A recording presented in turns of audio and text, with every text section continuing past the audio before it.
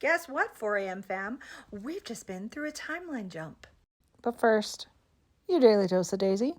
Okay, so maybe it wasn't exactly a timeline jump. I just don't have the best words for it. This was essentially a rescue mission into parallel timelines, and we finished it. So let's go. I'm gonna unpack it.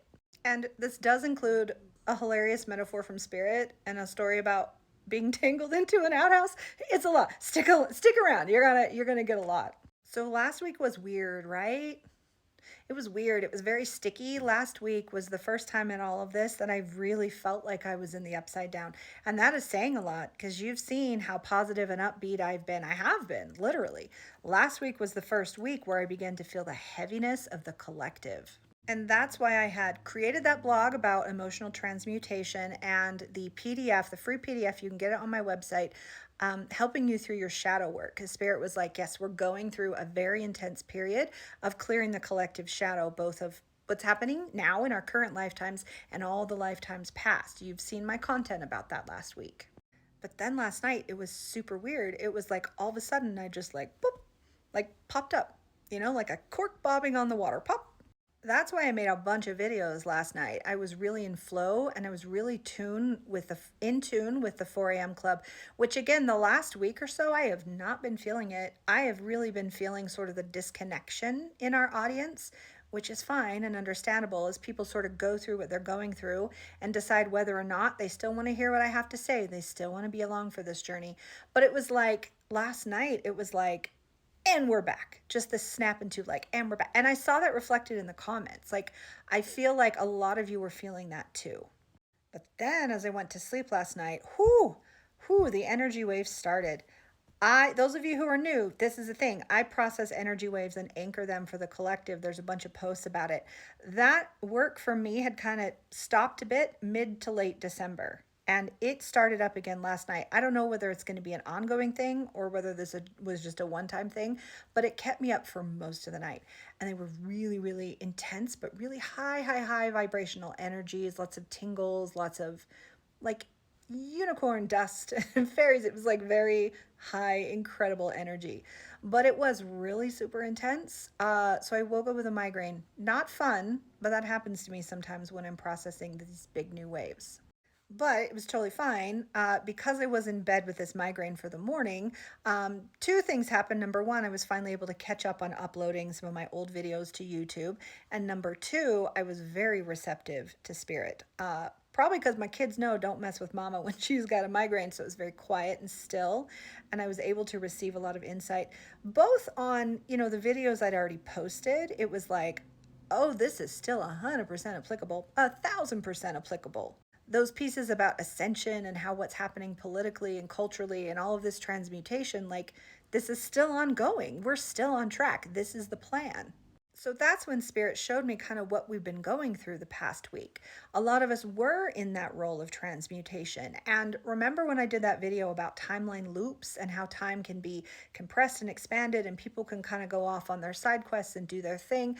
So that's kind of essentially what was happening last night. Okay, and and it's also, a lot of people have talked about the birth canal and the birthing of the new earth. This is part of that. It was like a contraction period. So what they told me was happening is that there was so we'll call them the portion of the population that was on the lower end of the vibrational spectrum that maybe was more triggered, had more trauma, had a lot more lower dense vibrational energy, emotional energy. They were sort of lagging behind and slowing the whole process of ascension. Not like in a bad way, but like this is just part of it. Some parts are faster and some parts are slower. So as this period and this group of people were sort of dragging behind, those of us who have the transmutational ability were able to kind of swoop down and help clear out the old energies and transmute and heal for the collective. And again, that's why I made that blog post about it, and that's why I put the PDF up to help people through this process. And they showed me the funniest image. It was like I had this rope tied around my waist, just like a rope, just like a big old rope, like a hangman's noose rope. It was tied around my waist and I was like being dangled down. It made me laugh so hard because I was like, of all the jankiest Like just a rope. I don't have a harness. I'm not like deep sea diving. It was like just a rope dangling me down. And that's where a lot of us were. We were kind of dangled into the mess to kind of help. And then they were, when time was up, they just pulled us back up. And that's what reminded me of the outhouse story. You know where I'm going with this. You can read between the lines. So my grandma lived in a log cabin until she was 8. Dirt floors, had the outhouse, the whole thing out in eastern Utah, Uinta Basin. And when the kids were little, someone dropped grandma's ring. Not my grandma, their grandma. Someone dropped grandma's ring down the outhouse. And since my grandma was the baby and she was the smallest, you can imagine the plan these kids concocted. Oh, they dangled my grandma. She was maybe 5 at the time.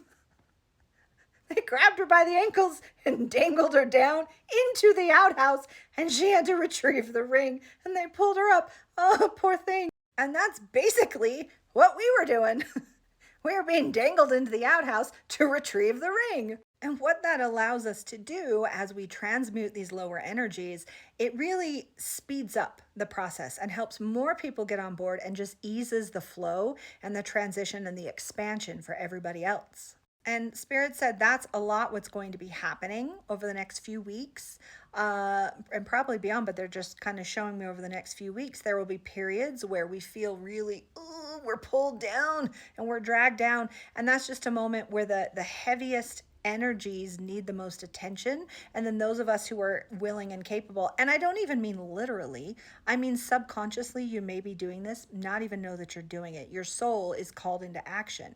So there will be those of us who go back into the collective energies, help clear things, lift, transmute, and then when that period is over, we pop back up and we all have greater levity to move forward.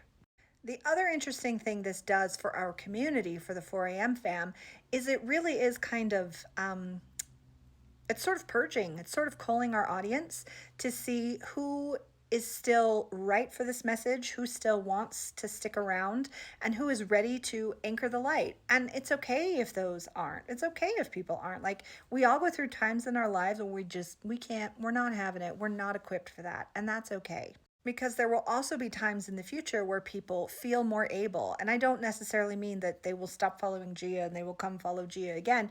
It just means, like, as we all go through our ascension journeys and the various trials that presents us with, there are times when we're really in the muck and other times where we're full of energy and optimism and we're ready to charge ahead.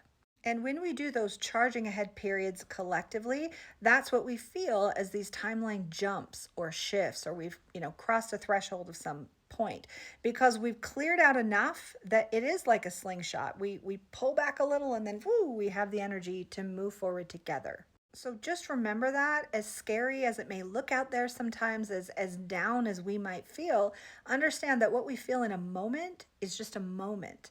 And there's going to be ebbs and flows, and there's going to be highs and lows, and it doesn't mean we've derailed the process or we've gotten off. No, this is the process. So we're doing it together. Hang in there, fam. You're awesome. We're awesome together. I love it. We're making Ascension happen.